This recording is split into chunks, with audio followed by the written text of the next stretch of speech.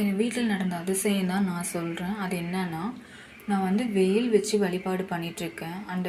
அந்த பாருங்கள், முருகர் படத்தில் இருந்து வேல் வச்சு வழிபாடு பண்ணுறேன்னா, முருகர் படத்தில் இருந்து காமாட்சி விளக்குலேருந்து பாருங்கள் வேல் மாதிரியே ஒளி தெரியுது. அது இல்லாமல் அந்த வேலோட ஒளி வந்து கலசத்து மேலே பட்டு இங்கே பாருங்கள், சுவற்றில் வந்து பாருங்கள் மயில் மாதிரி அமைப்பு தெரியுது.